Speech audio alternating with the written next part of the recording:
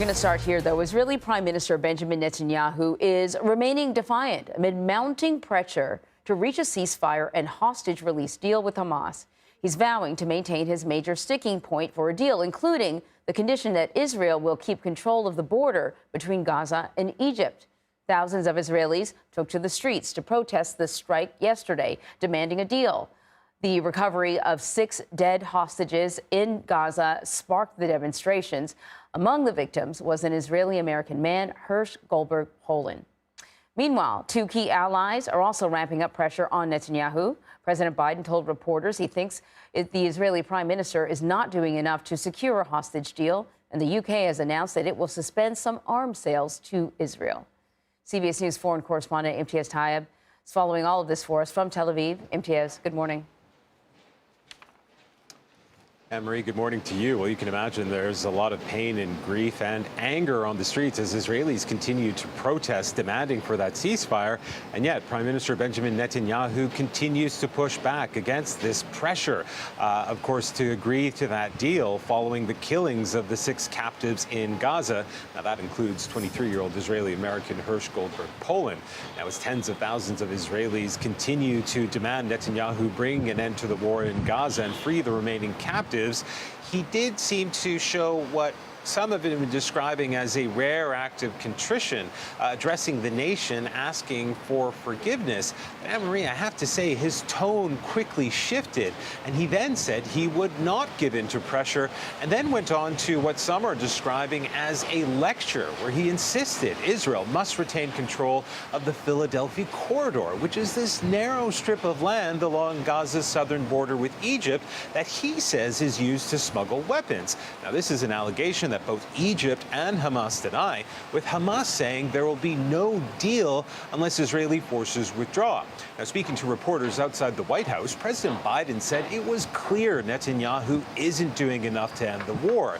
Now, this is as thousands of people gathered in Jerusalem on Monday to say their last goodbyes to Israeli-American Hersh Goldberg Poland. His body was recovered from that Gaza tunnel alongside the remains of 5 other hostages. And initial autopsy reports found all were shot dead within days of being found. Now, all of this as the war on Gaza rages on. At least 8 Palestinians were killed in an Israeli strike while they were trying to buy bread. And as the UN's campaign to vaccinate 640,000 Palestinian children against polio continues. Still, Prime Minister Netanyahu's address to the nation continues to be criticized, with the opposition leader Yair Lapid calling it unfounded political spin, and said Netanyahu's insistence Israel's security relies on its forces remaining in the Philadelphia corridor, Anne-Marie, has, in his words, no relation to reality. Imtiaz, thank you very much. So we're going to dig a little deeper into the conflict in the Middle East. I want to bring in Samantha Vinograd. She is a CBS News national security contributor and the former U.S. Assistant Secretary for Counterterrorism. So, you know, listen to what Imtiaz said about the Philadelphia corridor. You know, some have accused the prime minister of moving the goalpost, because in earlier negotiations, I don't remember this strip of land being a non-negotiable, but it seems that it is now.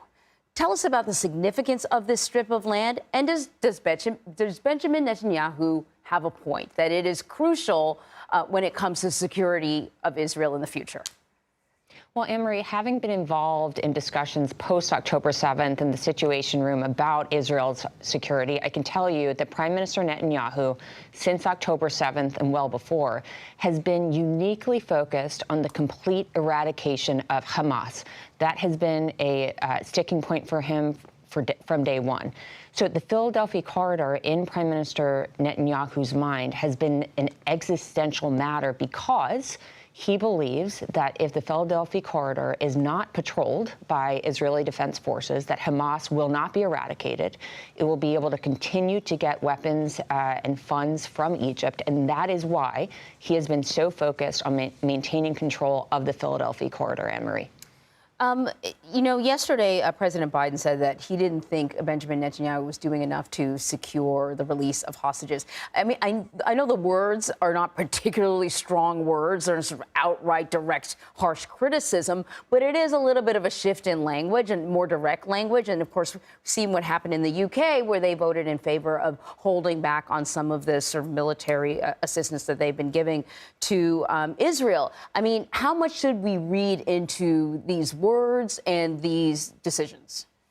Well, just to note, the UK decision to withhold certain weapons is not linked to Netanyahu's position in the negotiations. It is linked to the fact that the UK government believes that there is a chance that these weapons could be used for purposes that could harm humanitarian matters and otherwise. So it is not linked to the ceasefire negotiations. Biden certainly had a change in tone, and I would expect more of that if Prime Minister Netanyahu sticks to his insistence that Israel not fully withdraw from the Philadelphia corridor during, for example, phase 1 of the bridging proposal that President Biden laid out. Other than harsh rhetoric, however, Anne-Marie, President Biden is between a rock and a hard place in terms of leverage he can put on Israel to change its position in these negotiations. Now, I do want to underscore, Hamas is responsible for the brutal murder of these hostages and others. And a key question is not just Prime Minister Netanyahu's position, but what pressure is being put on Qatar and Egypt to try to push Hamas to make a deal as well. Now, I know you're not one of our political commentators, but I wonder if the fact that we're, just a handful of months away from an election is also sort of putting additional pressure on President Biden.